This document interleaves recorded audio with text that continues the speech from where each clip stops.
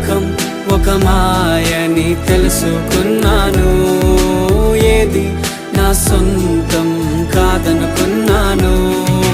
తప్పిపోయిన కుమారుని నేనైతే నా కొరకై నిరీక్షించే తండ్రి నా యేసు.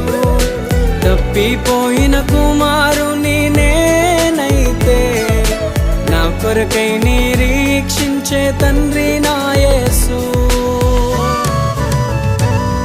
ఈ లోకమంతా నేను వెతకినా నాకు లేదయ్యా ఎక్కడా ఆనందం. నీ సన్నిధిలో ఒక్క క్షణం